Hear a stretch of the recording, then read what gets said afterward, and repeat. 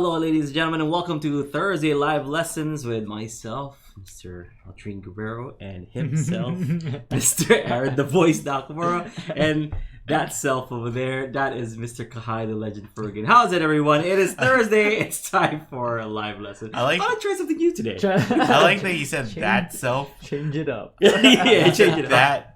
Like I'm a creature in the corner. Over there, self. Yeah. The thing over there. Welcome everyone. It is Thursday, 1 p.m. Hawaii Standard Time, and that means it's time for live lesson Thursdays. It is live lesson time. We are live. We have a chat going on right now on UU Plus. You guys can kind of chat along with us. If you guys have any questions, we'll try to answer them right here. I'll try to answer them to my best ability. These guys will chime in. We'll come up with the best answer for you. And we answer any questions that kind of come in any kind of form, via the live chat, like I was just saying, or you guys could have emailed us throughout the week or anything like that. But it's been kind of a quiet week, right, Guy? Yeah, we had one kind of question. I don't know if you want to. It's a question we had before, though. Okay. And the person just asked, why do we teach B minor 7 instead of B minor, the full B minor chord? Yeah, that's a quick one.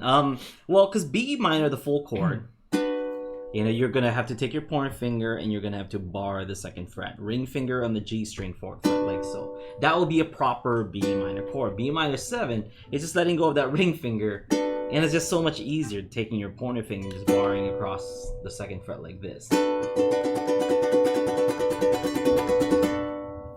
Okay, and we teach it that way because it's easier. I mean, out of convenience, it is easier. We don't. A lot of beginners already have a hard time barring their second fret, and then you're gonna add like a ring finger to the top string 4th fret on top of that, and just more mistakes. We just want to get people playing, faster and just kind of get them playing songs like a little bit easier than like having to concentrate on that one chord and they're like, how do I want to play this? And that chord comes up kind of a lot. It's in the key of G, it's in the key of A, it's in the key of D. It's pretty common. So the B minor is a common chord, or just this kind of minor chord shape where you bar, a fret. That's C minor, B flat minor, D minor over here, or C sharp minor if you're in the key of A. It's going to be a lot. So if you're kind of using your ring finger also, and it's going to block you off from playing a lot of songs and a lot of different chords and stuff. And is there a difference between the two? Yes, there is there's a tonal difference where like this sounds like this, and the minor 7 sounds like this. But when we really take a look at it, when we zoom in, this note that sounds different, is the same note as our A string 2nd fret. So that G string 4th fret, same as our A string 2nd fret, right? So that means in the B minor 7, that note there is still there. We're just adding this A note right here. And tonally, I did this on that last episode that we talked about this, if I take my ukulele off screen and I'm playing one,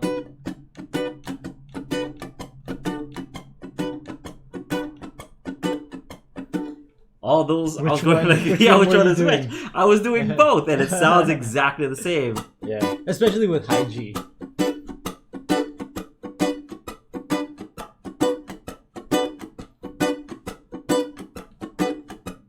So unless you have like perfect pitch, like Emily last week, you're not gonna know.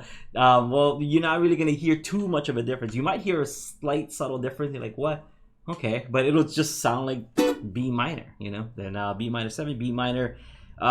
We talked about substitutions in this show, so B minor 7 can be a substitute for B minor. Mm-hmm. Yeah.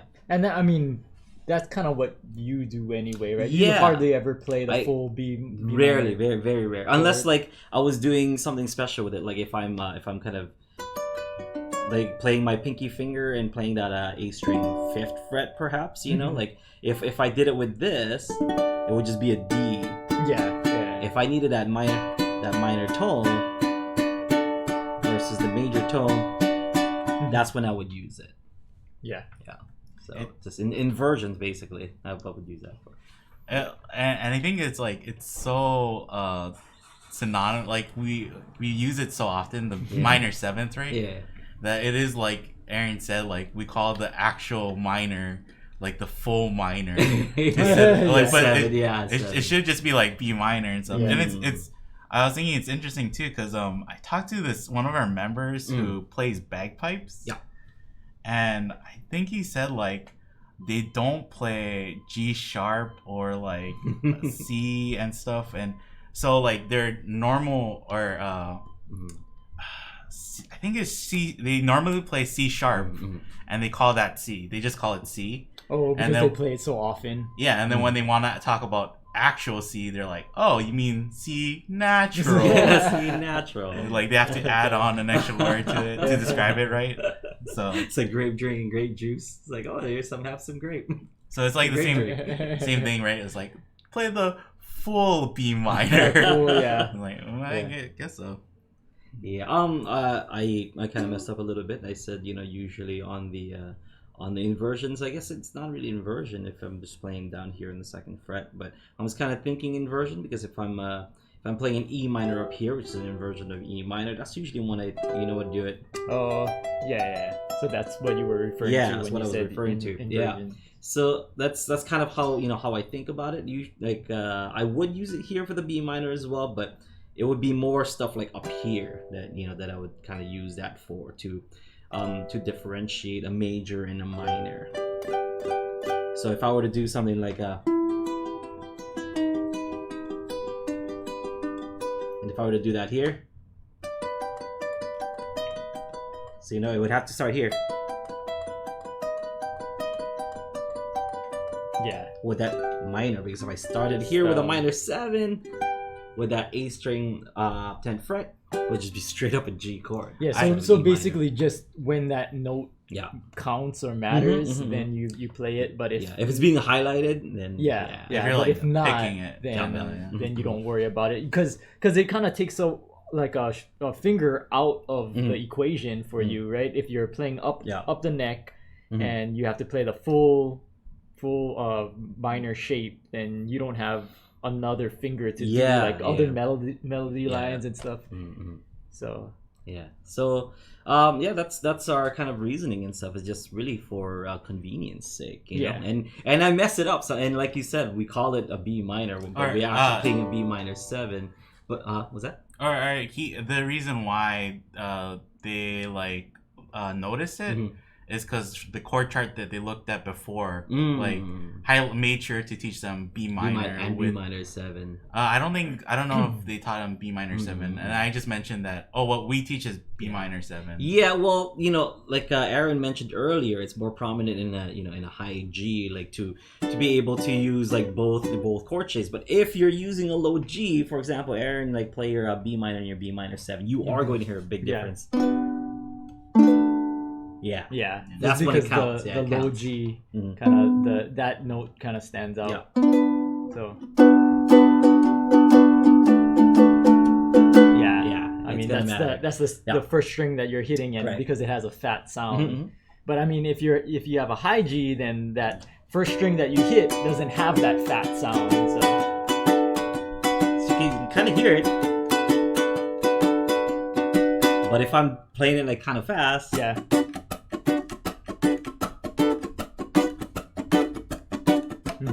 it's like two different ones, and so it's tough to hear, and it's cool because you kind of fool the ear, but then you also fool the fingers at the same time. We're like, oh, okay, well, I don't need to do the full chord, and it'll still be okay, and it's fine. And even when I'm playing guitar, to be honest with you, like I will rarely play the full, say, like B minor chords. Oh, really? I'll just like be lazy and just play B minor 7. Yeah. It's same thing with guitars also. For those of you folks who play guitar, I do the same exact thing. I never play the like A chord where you bar or you kind of like I just use like the power chord version of that. It's like nice. See, that's So efficiency. Because I play low G, I kind of always do the full B minor. Because I guess you could. I mean, it's still technically, you can use that technically still in whatever phrase that you would use a regular B minor for. Like we said, the minor 7 and the regular minor is, like pretty interchangeable. Like if you play it on piano, usually you play like a B minor 7 is a B minor. Yeah. And then you add an extra note, so it's already like you already have the regular B minor chord in there, anyways. So. Speaking of last week, I made a big boo boo last week. Actually, like when Kyle guys were here. No, when I asked Kyle about his the Bo Diddley beat, and I was like, Kyle, since you were doing bluegrass and stuff, like tell us about Bo Diddley. I was very wrong about that. See, and the thing is, whenever I'm wrong about stuff, I will come out and be like, you know what? I was wrong. I was wrong about the Bo Diddley. You guys were absolutely right. Because I've never heard of Bo Diddley, the rock, the rock and roll guy. Kind of. He was like a rock and roll like pioneer. Yeah, so even before like Elvis. I guess I don't know rock. I guess I've been rock. It kind of like it was like blues, late early. Blues, early rock, very early. Yeah. So the Bo Diddley beat was and I looked it up because I don't know it. Like I don't know Bo Diddley, nor do I know his beat and stuff. But so I looked it up because I'm like, I guarantee wrong, like about this, because I have a huge feeling that I'm wrong, and I was. So it has nothing to do with bluegrass, has nothing to do with that stuff. It's definitely rock and roll. And what I found on my Google and YouTube research, extensive Googling, I found that the best example of a Bo Diddley beat is that song. It's by KT Tunstall, like Blackbird. No, Black something in the cherry tree, right? Yeah, Black Horse. Black Horse in the cherry tree. So, but you know what else that is? Yeah. That is I Want Candy and Oh, Faith too. yeah, Faith. I Want Candy. So that's basically the Bo Diddley beat. So.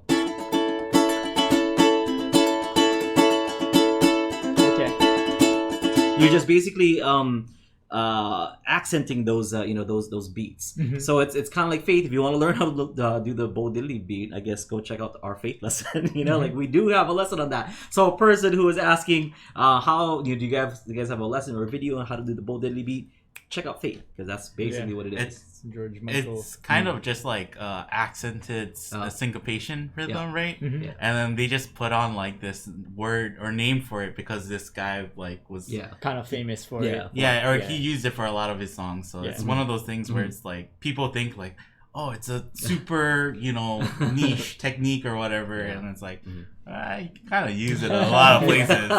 Just learn to make your upstrums a little bit harder sometimes, and you'll get it. Well, because it's accenting a down, then accenting an up, then another down, and then two downs, right? So, dun. Yeah, but I want candy. They're kind of equally spaced, right, in time. So also watch our like Bob's Burgers lesson. Yeah. So that kind of talks about it's that down, up, and then down. It's because and it's showing up everywhere now. It's apparently we knew Bo Diddley beat. We just didn't know that it was That's called. what it was called. Yeah. So, public apology. I apologize. I didn't know what I am smarter. I am because of it. I've learned from this experience, and I will better myself.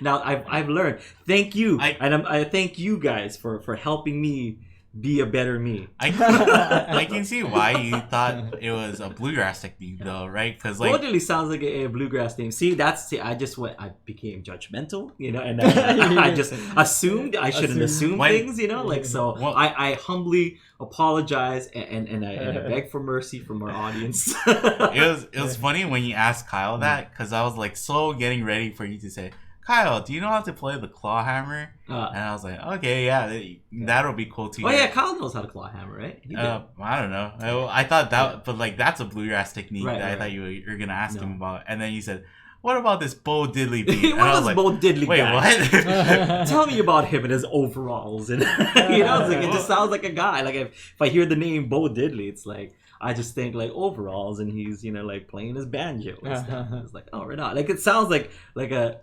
See, I'm digging myself like a deeper hole. Now I'm just gonna stop. Already.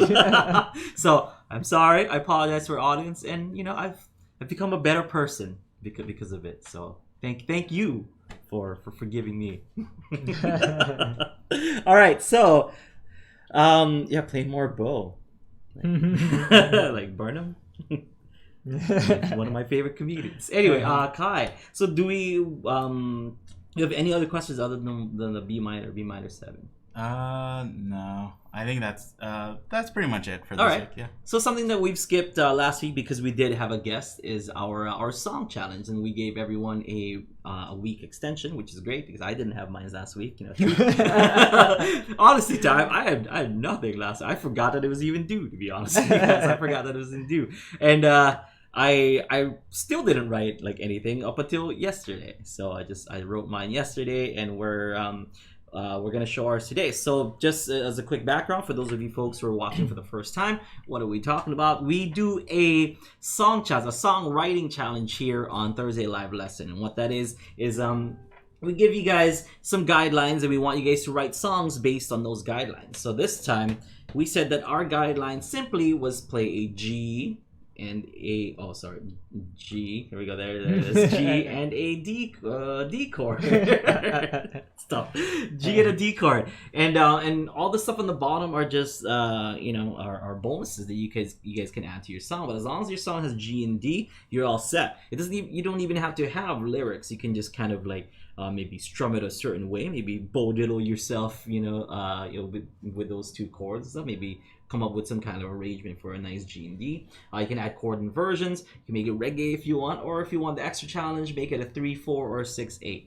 Okay, so we do have our songs today. Kahai, is yours like done updating? Yeah. Who wants to go first? I guess I'll go first. I usually go first, right? So just kind of set things up. Mine is not. You'll see. I wrote this yesterday, and it's pretty obvious in the song that I wrote this yesterday. And I was just hanging on my kid because, okay, a little background. I work here at Ukulele Underground, and I'm here, 4 days a week? Ideally 4 days a week, Monday, Tuesday, Thursday, and Friday. I'm in the office and stuff. And my wife also works, but she's like a photographer and stuff, and she usually watches the kid. We don't have any like immediate family that we can kind of like say, hey, watch my baby for me. It's like either I have to watch the kid or my wife has to watch the kid.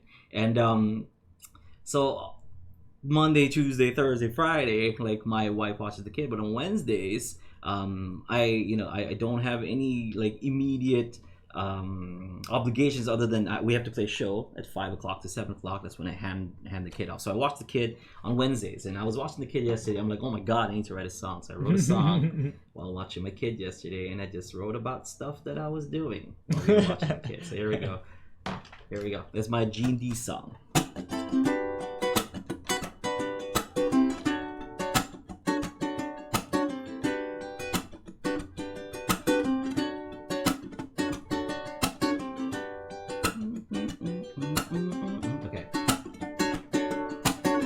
Wednesdays are days that I take Ellie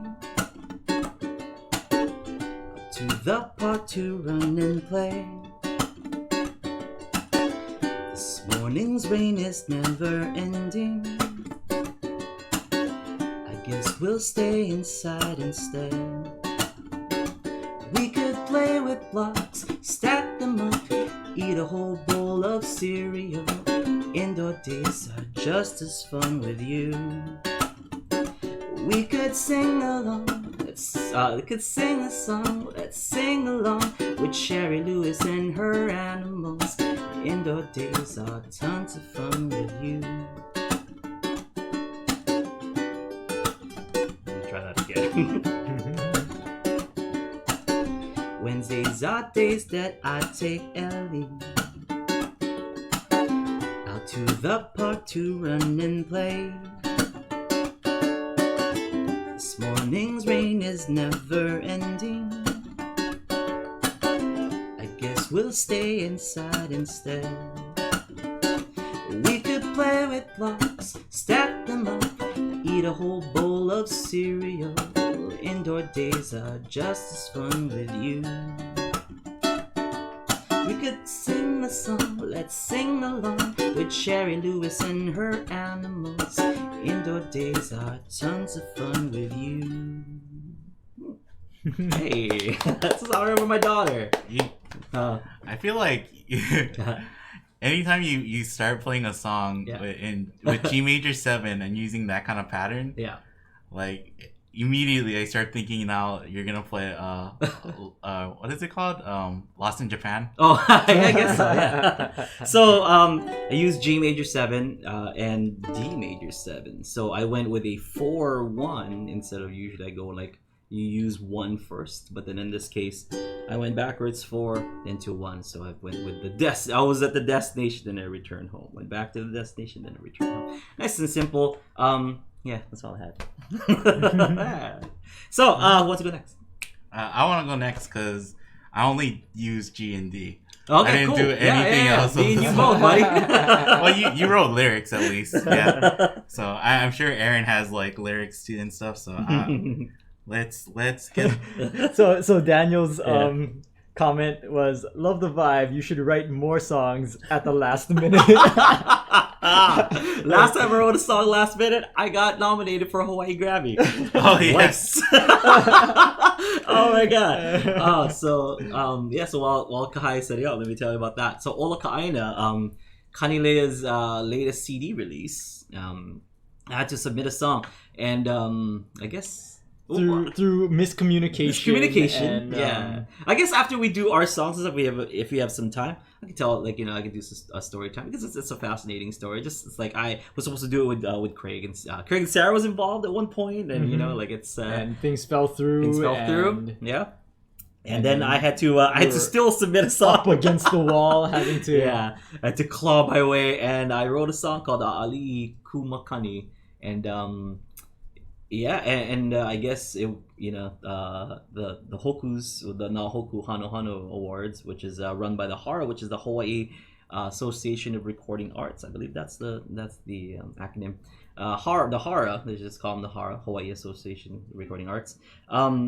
Recognize it as like, okay, well, this is an instrumental song. I guess we could put this in on the instrumental category. Yeah, so it's up this year. This May is going to be the Nahoku Hano Hano Awards, which is the Hawaii version of the Grammys, and it's up for instrumental song of the year. So and then the whole album itself is up for compilation album of the year. So check that out, Ola Ka'aina. It's got myself, it's got Kapena in there. It's got Craig and Sarah's in there. At least the earlier version. Earlier version. Carly's in there. Ben Vegas, Miley Gibson, like lots of good stuff. So check them out. Yeah, Joe's in there too. He sings a song. Mm-hmm. Yeah. So Kahai, go ahead. And that was a very last minute. Yeah, that was the day before. So I had to write the day and recording it that day, and it got so. Cool. so that comment is especially poignant for me. Aldrine in particular. Yeah, apparently I do well when my back is against the wall. But whatever. It's not ideal. Maybe not. Ideal, I don't like it. But my one attitude, and I always tell people this when I tell that story, is that like, oh, it's gonna get done because it has to be. So I think I forgot my exact quote, but that day I was saying it to myself over and over. Mm-hmm. It's like, oh yeah, no, I'm gonna turn it in because it has to be turned in. Like there's no, I can't not turn anything in. So even though I make garbage and stuff, I have to turn in garbage. Like it has to be done because it has to. It's gonna be turned in. It's gonna be done because it has to be done. Go ahead, Kai. Tell us about your tune, buddy.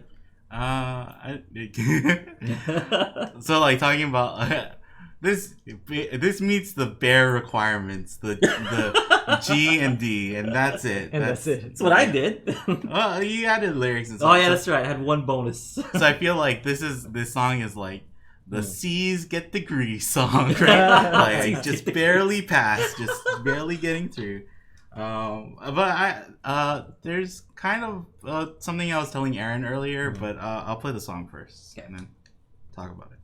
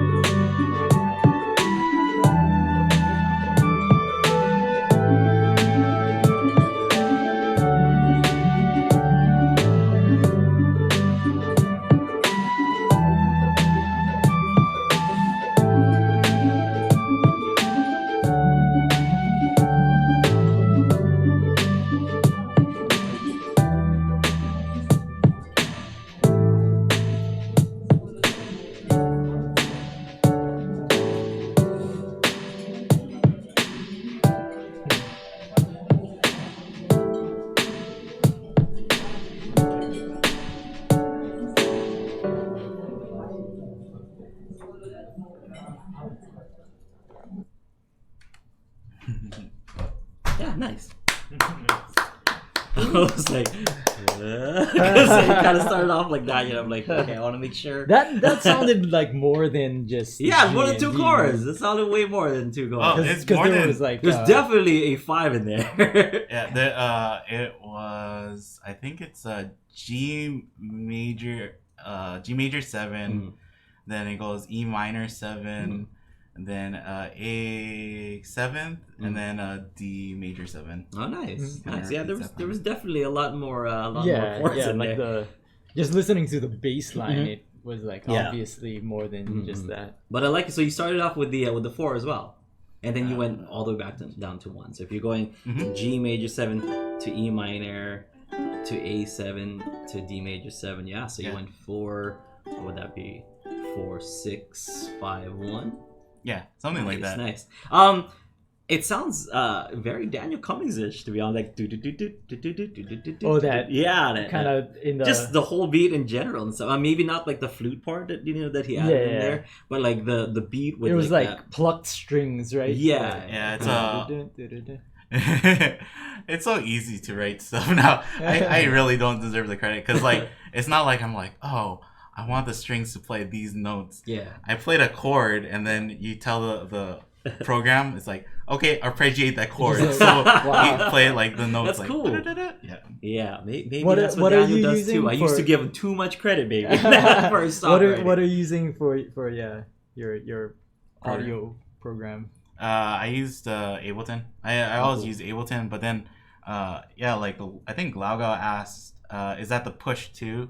And the push is like a controller to control Ableton. Did you use it for this one? Yeah, I just got it, so I kind of I was like playing around, and I kind of came up with that part of the song. Nice. Yeah. I was telling Aaron though, like, and you're saying like sometimes you just need to get it out. Yeah. So like I had this done by like last week, and because I wasn't sure if we were gonna play the songs or not, so I had it finished. And it was like, oh no, we're since Kyle's here, we're not gonna play the song. So I was like, okay, cool, I have another week. And then last night or yesterday, I was like, oh, I'm gonna revisit the song, see what I can improve, add on. And I was working on it for like maybe a couple hours. Yeah. And then I was like, I hate this. Like this is not turning out. It's just adding stuff. It sounded good, man. No. So that's the original. Oh, yeah. So like, his new and improved version was worse than the original. Like I was adding more stuff, and I was trying to do more stuff, and then I was like, I'm just gonna. I file saved, and then like I saved that version at least, but then I was like, nah, I'm gonna get rid of that. I go back to what it was before. Wow, because you can do too much. Yeah. I'm glad. I want to hear the latest one later. Isn't that? I kind of gave up halfway through. So what I tried to do, the part that I gave up on was like, I have that drums, that drum kit going. Yeah. And I liked it, but I wanted to add in like actual kind of like more acoustic drums, like a real drum kit. And I just couldn't find like a good drum kit to like play along with it. Yeah. It just kind of sounded like it made the beats more punchy, but it didn't really add anything to it. So I was just like, I don't.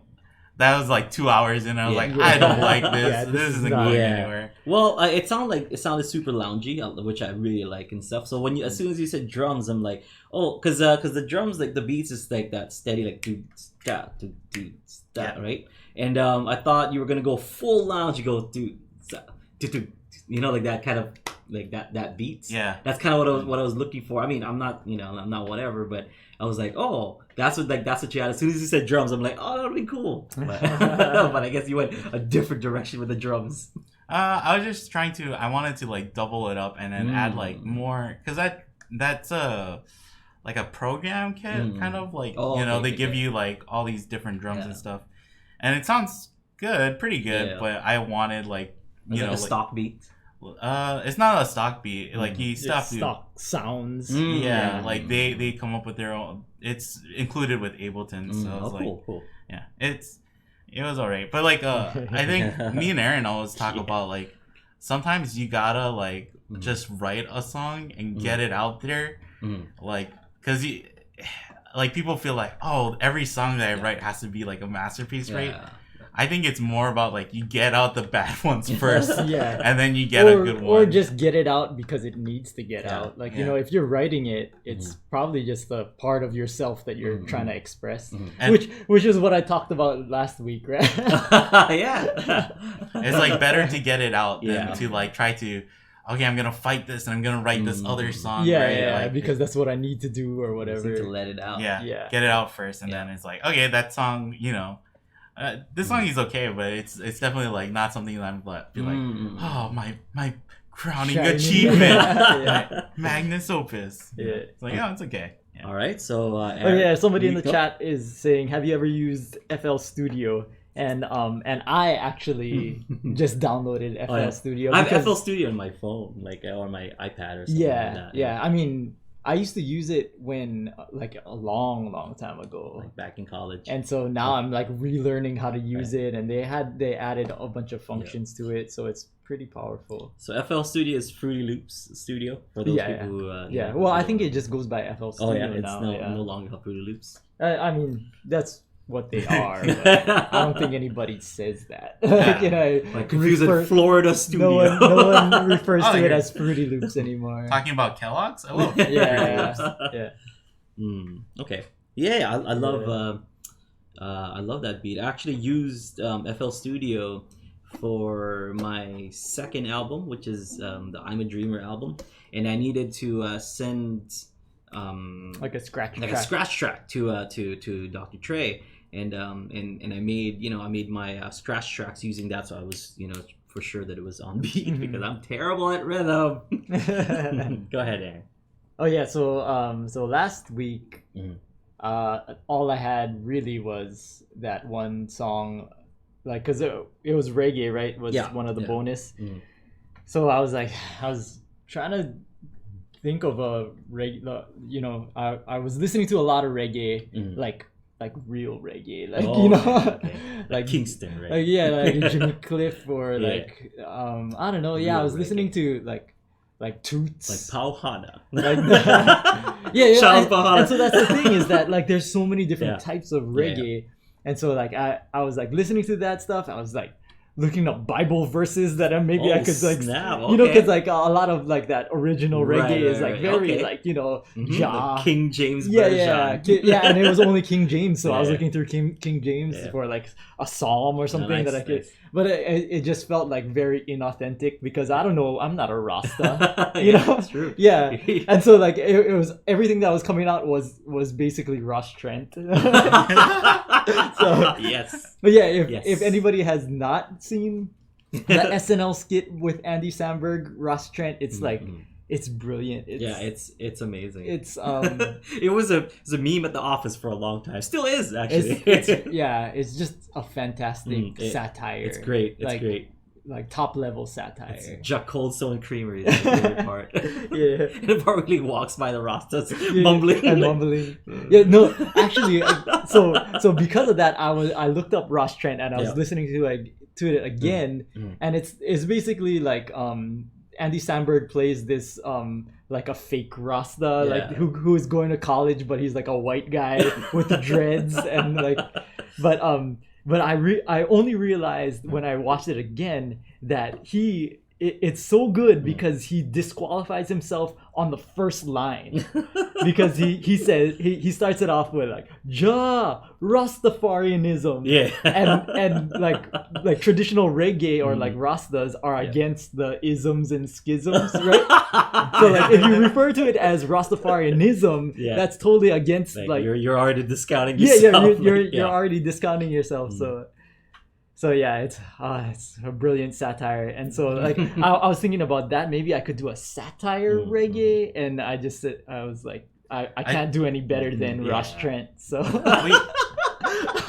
we also talked about like people who do parodies, right? There's like people who do good parodies, anyways. And like people, sometimes people are like offended by them, right? They're like, oh, they're just making fun, but it's like that person. Impressive. That person loves that. That's why they can make it that good. Like they love it. And you would only be able to add that many references that people would. If you actually understand. If you really actually get into it and know. So or like people weird out, right? Like people kind of be like, "Oh, he's just the parody guy," but he's like so good. He is a fantastic musician. He and adds so many deep references. Yeah. So and then I tried again, and I I was thinking more UB40, like that's like a little bit more relatable to me. So still pure reggae, right? British reggae. And the only thing that came out was that song about how I hate that my neighbor's dogs bark all the time. and so that's what I had last week when we were, and I there were too many explicatives, so I couldn't. Oh, so you were gonna show me? You didn't show me. You're gonna show me after off air. And so with one week left, I came up with something. I was really listening to a lot of Big Mountain. Okay. Yeah. Ooh, baby, I love your way, Big Mountain. Yeah. So Big Mountain and like kind of Ziggy Marley, kind of that Postman, Ziggy Marley. Pop reggae. Yeah. So this is my reggae in G. Nice. Oh, I don't want to look at the lyrics. You know.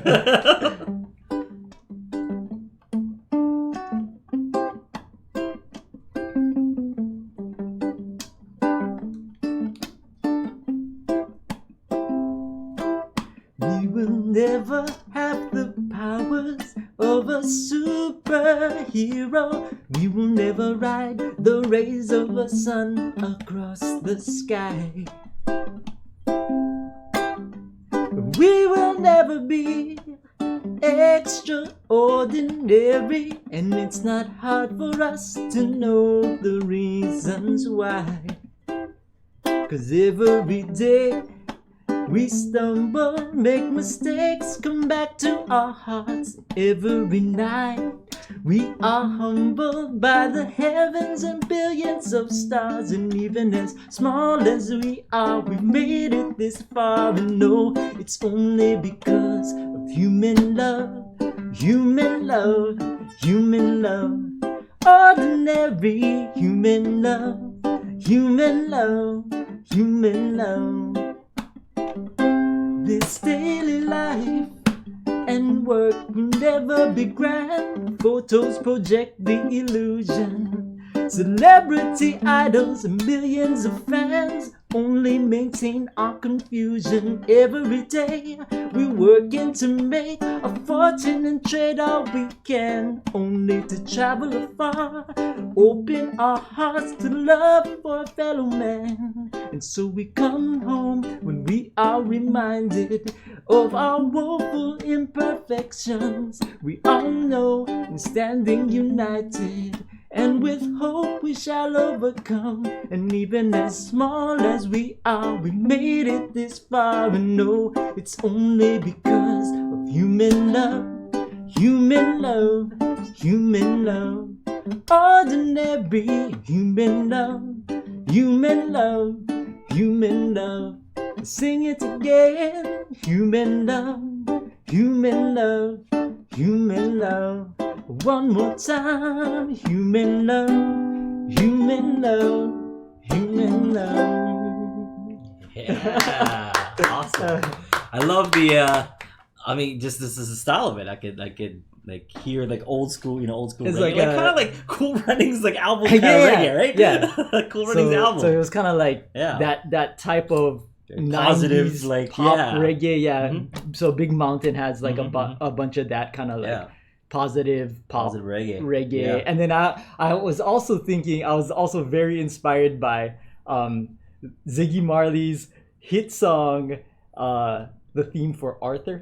Oh, every day we walking down the street. So like I was listening to like a bunch of those songs and just kind of integrating that and then trying to figure out what would come out. Yeah. It sounds exactly like that. Yeah, something awesome, like that. Good job, hey. So I think Aaron sent me a song like just through our our company messaging app or whatever program.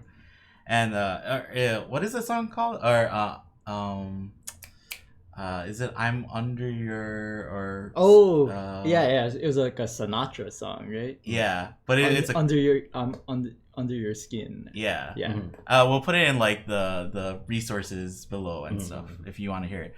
But that like I listened to that song and listened to that version of it, and I told Aaron like, oh, I immediately wanted to like jump on and do like add more to that song because you can hear the pockets of where there could be more stuff to it.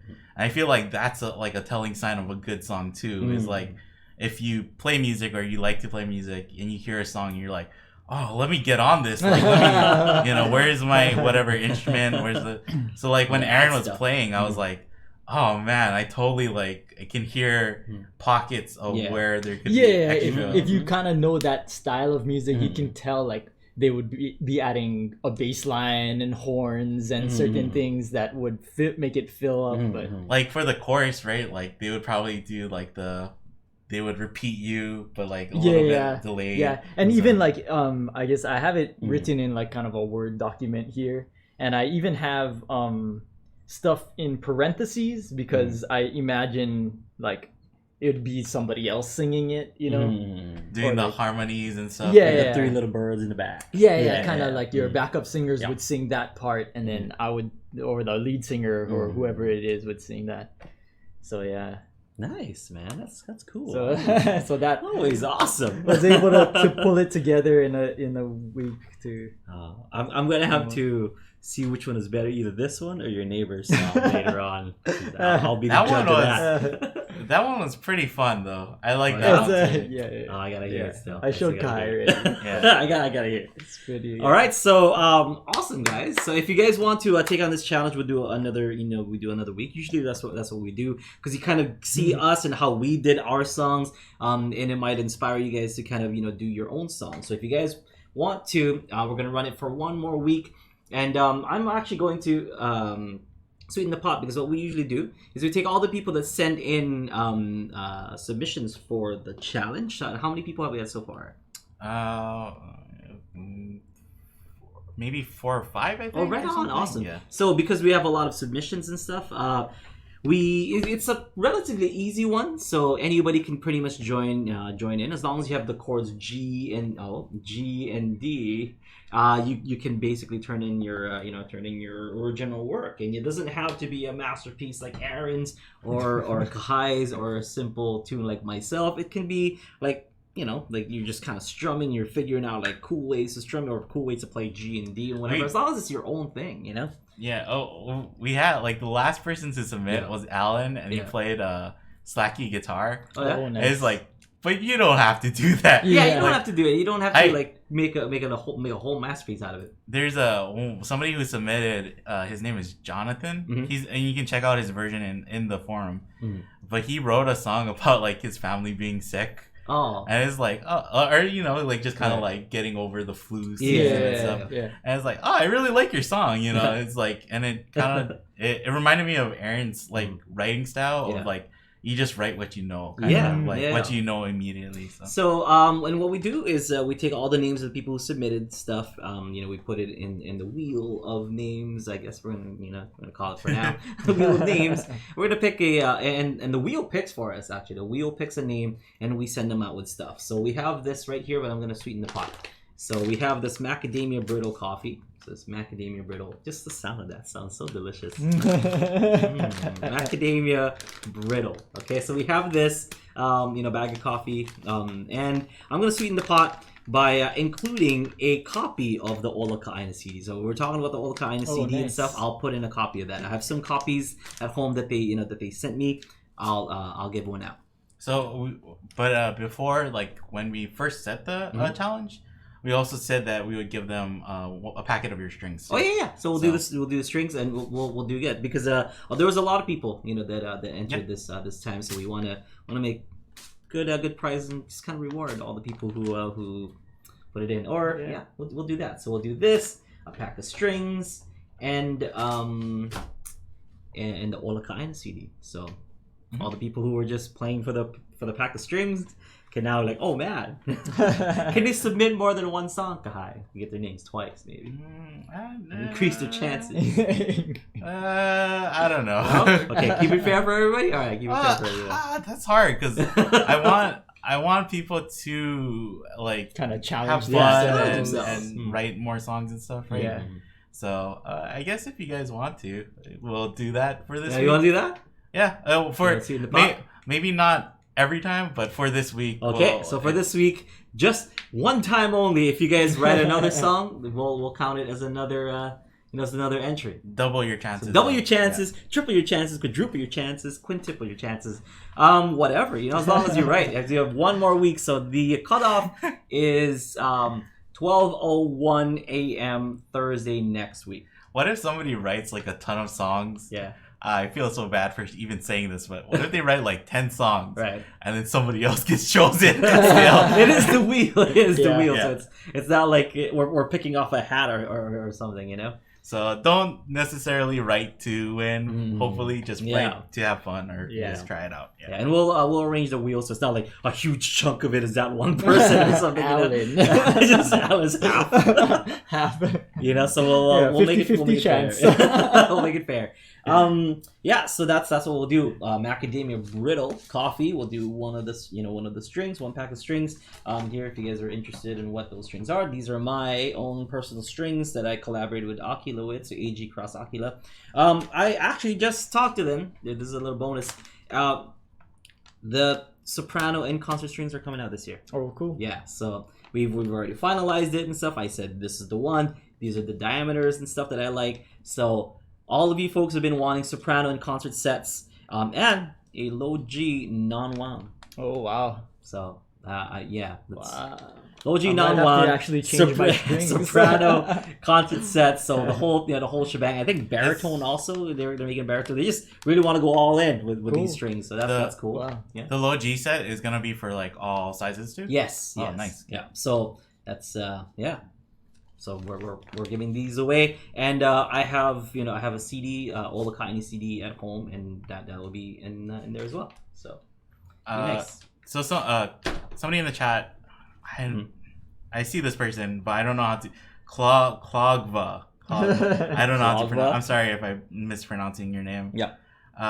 They asked, does it have to be mainly G and Ds, or as long as they're in there, that's good? As long as they're in there, that's good. I mean, that's like what the beauty of this challenge is. And we set a challenge. It's as long as you have G and D. It doesn't have to be G, D, or even that that order. Yeah. So it doesn't even have to be in those keys. Yeah. No. Yeah. If you can find a way to put G and D, like both G and D, in another key, that's amazing. Yeah, even if you just have G just one time, in the song, like just like as a passing chord or something, it counts. We count it because we just want you guys to write. That's like honestly it. We just want you guys to to write songs. You can add chord inversions. You can have lyrics. You can make it reggae. You can make it 3/4 or 6/8. So those are some of our bonuses. Those are just personal bonuses. It doesn't like make your chances of winning because it's not about winning the prizes. The prizes are just like a way to kind of encourage you guys to write some more. But the main prize here is that if you guys write something, that should be a prize on its own for yourself. Yeah. Like you wrote a song. So that's we just want to make it into a fun little game where you guys can win something potentially. But, I think it's really fun too to put it in like the forum and stuff because it's just I get feedback and stuff, and the people there are super nice, and nobody's gonna be like, "Oh, this is not a good song." Alan Slacky, really? Slacky, ew. Has 6 strings. That is so 1800s. Get out of here. I mean, no one's like. I think that's like the worst comment is ew. Like, that's pretty mean, right? Like, but like it's always not in our forum. Yeah, not in our forum. No, we. Well, we don't have to worry about our members, right? They're always super nice, and they're always like, "Oh, this is great. I like this part of your song and stuff." So, yeah, it's fun to just share it with other people who, I think everybody is having fun with the experience. So, my wife and I will sometimes every week watch Project Runway, and whenever like an outfit or a dress or something goes down the runway and we don't like it. Oh, I don't like it. That's my review is always, ew. Ew. How's the silhouette on that one? It's terrible. Ew. You're the person who's doing that. You're the one. I watch it with my wife, sometimes by myself. Sometimes always by myself.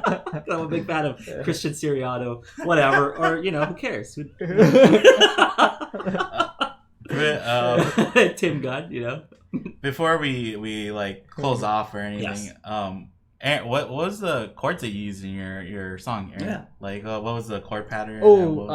So most of it was just G, D, C. Mm-hmm.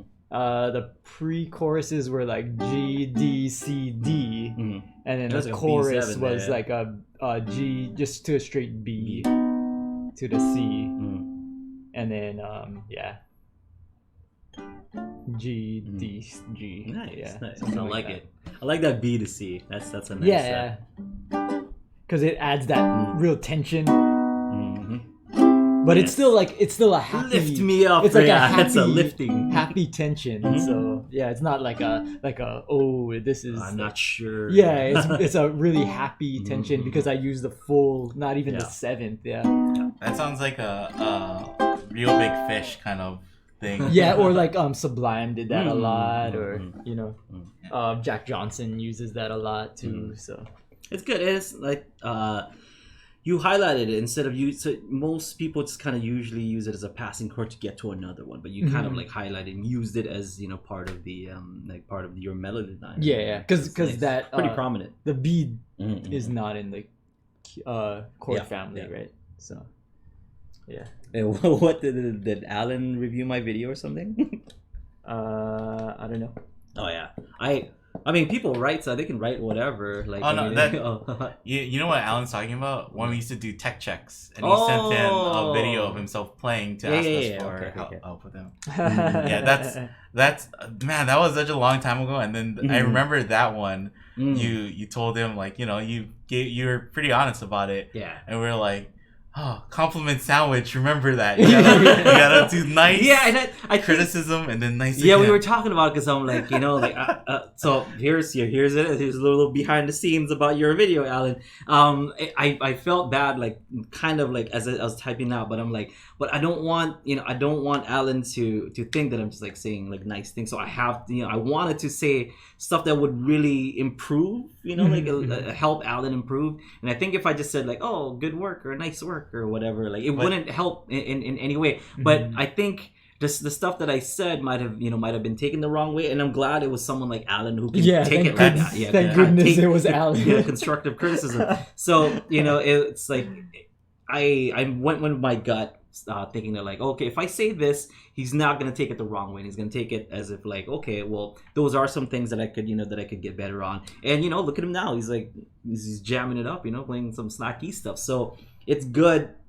That's probably because he's that type of person. Yeah. So he takes all criticism like that. It's good because it could have been something completely like a completely different person. They could have taken it completely the wrong way. But yeah, I was going around the office and I was telling Kahai, I was like, "Oh, Kahai, can you read this? Like, is this okay? Like, can I send this to somebody? Was that too much? Does this sound too mean? Because I don't want to be too mean. That's not my that's not what I'm trying to do. I'm not trying to be mean and stuff. It's just I was trying to say stuff that would help make Alan a better player. I think that's what he said in the chat. Rhythm, timing, and phrasing, and it's honestly those those things. And I think Alan is at a certain level where phrasing, I think at that point, at that point in time, would really matter. Even say now, it really matters.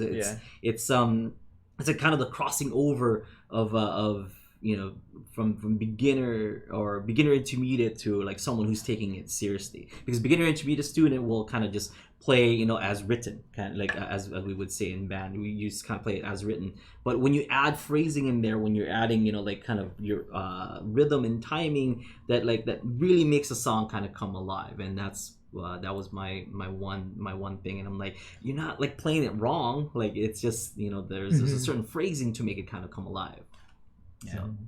Well, it's like kind of we've seen a lot of people do the same thing too. Yeah, like, a lot of great players actually. They're pretty terrible at phrasing. It seems like that's kind of like one of the major roadblocks that you hit, right? Or like one of the major hurdles to overcome is like phrasing and learning how to try and make it sound more natural and more like I don't know. Yeah, and a lot of of people that have Jim is saying never ask for a critique unless you are prepared for a bad critique. Because when I read Alan's thing, I'm like, oh, did he comment on one of our videos and comment harshly? Because I was like, I have like Teflon skin at this point. I've been in the YouTube game, MySpace game for over maybe 2 decades or something, and I can take stuff. And I've been criticized even when I was in high school. I have Teflon skin. Nothing gets to me anymore. You're terrible at singing. I'm like, I know, I should work on it. There's a comment on YouTube for the last ukulele challenge. What's that? And they're like, I am subscribed to you, but I'm not subscribed to Daichi. And I was like, you should subscribe to Daichi. He's good. He's good. He's really good. Really good. Yeah. But I like how that was, I guess, kind of like a bar towards him. But it's like, no, that doesn't really. Please subscribe to him. He's way better. So it's Teflon skin, baby. Before we go, Kahai, earlier he said that he thought that clawhammer is a different technique than bluegrass, kind of, but it's kind of it's derived from bluegrass. I that kind of clawhammer technique because it's kind of this plucking thing. I'm not the best at it, so before you guys criticize me and my Teflon skin activates, I'm not that good at it, but it is kind of like a plucking technique.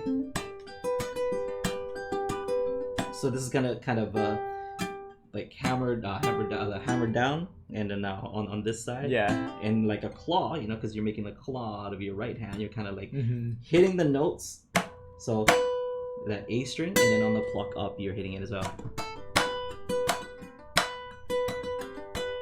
Yeah, and your fretting hand is hammering. So you're kind of doing this claw thing with the right hand, hammering with with the left hand. So a lot of that stuff is done on banjo and bluegrass music, or guitar and stuff, like you name it. Like it's mainly a bluegrass technique that we've kind of just adapted on ukulele as well. Yeah. Aaron Keim has the is it? Or he has the clawhammer videos on YouTube, is that right? Or I know he has clawhammer lessons, right? I think so. When does the Koi solo come out? That's a good question. We should just do that as like a UU plus solo. We can just teach it, Well, let's ask Daichi for his permission. I don't know. Is Jim asking? Is that what I do often, or Aaron Keim? Probably Aaron Keim. Yeah, that is definitely. Do you kind of do? I don't. You do ish, like you might ish. No, I do like a bass. Oh, so you do like a mutes and pluck thing is what you do too with the guitar. Just to kind of like bring the bass. Can you show it? Can you play it kind of play what you on ukulele? Yeah, I don't know. Because you'll play even it for, like that, right? For the jam. That might be what Jim is thinking about, right? It's just like you emphasize the G string, right? The low G string sometimes. Yeah, but that's just like a bass. Yeah. Okay, so now it's kind of like what I do on guitar. Yeah, you air, not Aaron Keim. Yeah. Oh yeah, then no, because it's not really. I'm not hammering on with this one as much, and then it's more just to bring out the bass note. I think if it needs to, like the. So I'm just when doing I first heard it, it was pluck on using the thumb. Ernie Cruz Jr. Yeah, Ernie Cruz Jr. Kind of technique. But I'm sure people have done it way before. Before he did. But here in Hawaii, it's famously known as the Ernie Cruz Jr. strum on the guitar. Well, that's kind of just like a lot of Hawaiian guitarists, right? Because you don't play with like a pick necessarily, full band, and you just use your fingers, and it's kind of just like the natural way of how you would, if you're playing, you kind of like you notice like, oh, I can hit the bass notes with my thumb, so I might as well and do then that. Continue strumming, just so that. But yeah, clawhammer. Go check out Aaron Keim. Alan Sink, Kathy Fink is pretty good.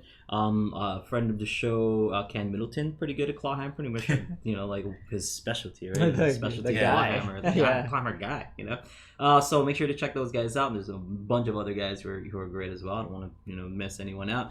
But yeah, is there any other thing that we have to talk about because we're out of time? The solo came out. Yes, solo. for Hawaiian Superman, Maui Hawaiian Superman. That's out. So if you guys want to learn that, it's kind of like a simple like chord and picking kind of thing that that we did. Finger style.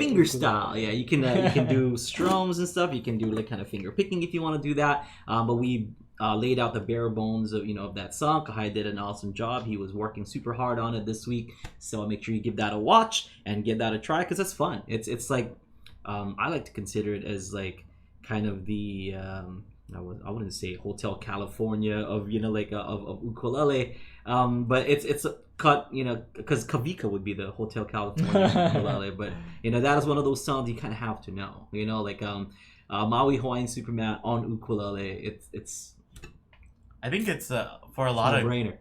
For a lot of local kids, that's like kind of a first foray into like a little bit of solo picking and soloing and stuff. Do you know the picking? Yeah. Like a lot of people, that's like their first picking pattern. So it's pretty great. So check that out. Maui Hawaiian Superman on the solos. Anything else? If you guys haven't seen Koi, go watch Koi. That's the ukulele challenge video. And then the lesson is coming out in like soon. 3 days, 4 days? Sunday. Okay. Monday. Sunday or Monday. I have a calendar right here. Let's Monday. Yeah. So, it's coming out on Monday. Pretty cool. So for those of you folks who are fans of Aloha Friday Live Jam, he's gonna get a kick out of next month's song, I guess, right? But might be slightly disappointed. But but don't be, because it's great. It's really good. It's really good. Yeah. The person who did do it way better than awesome. It's awesome. But you're probably like, oh my god, is blank gonna do the blank part? No. And he did not. Okay, so spoilers, he did not do the blank part. Blank did not do the blank part. But much better than... You'll find out. It is, for those of you folks who do watch Aloha Friday Live Jam, it is exactly what you think it is. So, we'll see you guys next time.